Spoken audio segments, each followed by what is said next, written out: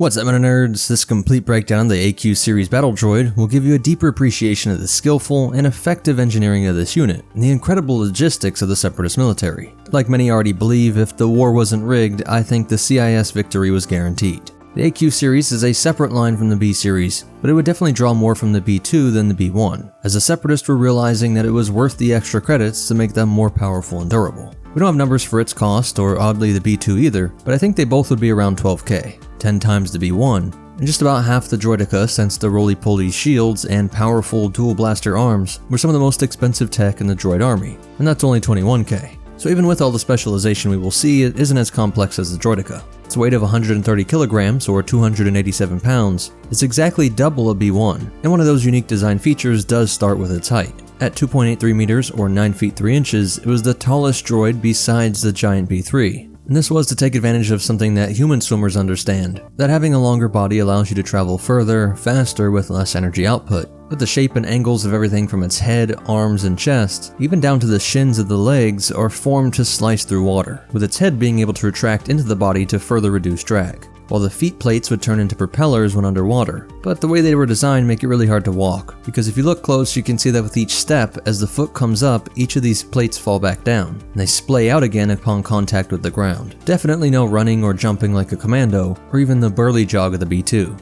The white-grayish color may be anti-fouling paint, a really simple but biochemically interesting interaction with materials like zinc or copper that prevents algae, barnacles, or just about any other organism from latching onto ships. So since these would be conducting underwater campaigns for months or even years at a time when capturing water worlds with native fish folk, or when defending hidden CIS facilities, the AQ series would need to prevent fouling. And we can imagine that since here on Earth the issue is that these paints can be highly toxic to all life it comes in contact with, from humans to dolphins and shellfish, and so there are many regulations on this, but I'm sure this was not a concern for their creators over at Howard Charles Engineering. So their paint was likely highly effective, or their entire bodies were just made of an alloy with a similar toxic protection. What's odd is that despite the fact that Howard Charles made many of the CIS vehicles, Vultures, HMPs, C9979 to Hailfire tanks, they did not create the Trident class assault ship. This unique creation was from the colloquoid creation nest that gave us the droidica, but closer to this would be the Droch-class boarding ship.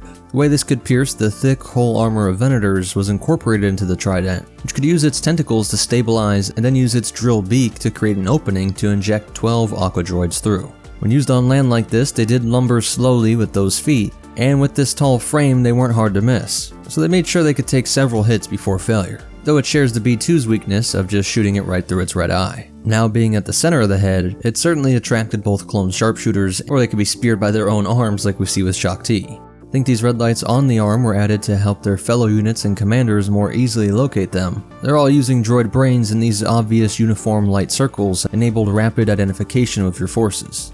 For offense, it had this retractable laser cannon, which is much longer than any blaster outside of dedicated snipers, so they could easily have the greatest accuracy and range of any droid unit, besides of course those able to use proper sniper rifles. And though we don't see them tossing clones like a B2, I'm sure they could, as even when working against the resistance of all that water, they're able to strike the Camino sub with such force that they start to crack the glass, which was designed to go down to the lowest depths of the Kaminoan seas. Here we also saw that they could vary that laser cannon power to act as a torch to weld. This might not seem like much, but obviously it was crucial during Ventress's attack on the clone homeworld. They were deployed from pods hidden in the wreckage of a Separatist frigate. Also disguised in this wreckage were the unassembled Trident ships. After the Aqua Droids assembled them, the droids launched their attack using the Tridents to pierce the outer hull of Taipoka City to gain access. The defending clone troopers and Jedi Generals Skywalker and Kenobi managed to hold off the attack with Shaak Ti and destroy all the droids. This is when we get the best look at the storage and deployment racks of the Trident, which itself was made to be a water version of the MTT, and I'd imagine it would be possible to convert an MTT or PAC to handle them, as they also carried 12 B2s, it's just that the AQs would be taller. But once activated, the droids unfolded and dropped to the ground to immediately engage the enemy, and while being transported, their ocular sensors retracted like a periscope into their upper torso, protecting it from explosions and damage and transport through hostile environments and battlefronts. Pause to thank BetterHelp for sponsoring this video. BetterHelp is the world's largest therapy service, and it's 100% online.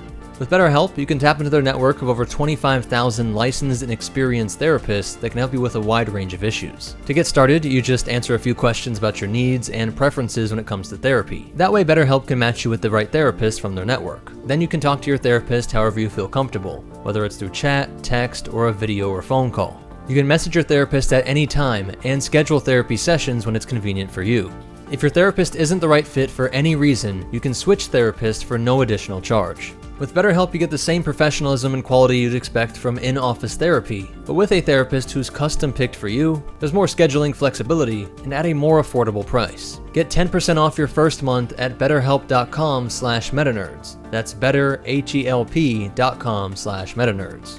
I've also linked them down in the description. They were often armed with a retractable laser cannon on its right wrist, which was modified to be active when submerged in water and under the pressure of deep oceans, though they could be regularly modified to fire small grenades or missiles by replacing that arm, like we saw with the B-2 counterparts. During the invasion of Mon Cala, we see what looks like a tractor beam being used to slow the fall of these droids, or they're being dropped from so high that it just looks slow. If so, that really does point to the durable design of this droid. Working in tandem with the terrifying Hydroid Medusa, they quickly took total control of the capital of Mon Cala. And in their conversations with Rift Tamsin, we can hear that they share a deep voice like a B-2 or HMP, far deeper than a B-1. Groups of Jedi, 1 in the lower city center, and 2 releasing the prisoners near the Coral base. They used the Mon Cala infrastructure against them, as these droids were designed to swim strong against the roughest seas. In these tubes, they can race across the city and rapidly respond to forces trying to take their city back. While escorting the prisoners, many are in their swim mode, but there are also some in this guard position with the laser arm at the ready, swimming upright in a slower way that still has its feet spinning in the rotor mode. Like all droids, they were susceptible to electric weaponry, seen with the Gungan Electropole, and we get a rare look at how it sees the world, with this complex targeting sensor,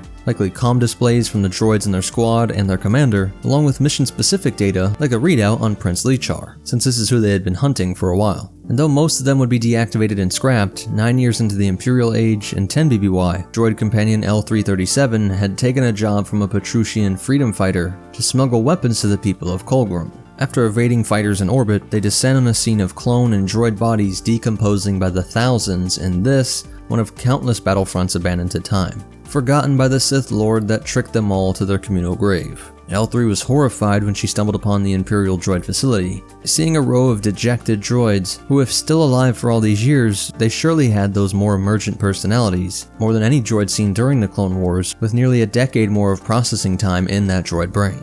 Stormtroopers are ushering them into a massive kiln to be melted down, likely reincarnated into the next war machine for the Sith Lord, be it in the simple form of construction materials, blasters, or even TIE fighters. Other parts of the facility were using organic slave labor to extract key parts from other droids, and so these being melted must just have been access, as L3 would be able to work to free the slaves, who in turn helped repair, not scrap the droids that crossed their path, so that when they launched the revolt on Kolgrun, some Aqua droids were able to fight with their droid brothers once more, and for the first time fight for their own future. Though there were some cases where the CIS droids were used to maintain order at Imperial droid scrapping facilities, likely using regular memory wipes to keep them acting more like dumb, obedient robots, as Sidious himself was well aware of the rising power of the droid Gotra. These Enforcer battle droids would face off against Luke Skywalker on one occasion, with them serving as nothing more than an exercise in the power of the Jedi. And the last one we see is RK-9, a rebuilt one that served as a personal security droid of Chad Kalgi, who was the advisor to General Nasserai, whose original defection led to the invasion of Mon Cala in the Clone Wars, which was now 54 years earlier.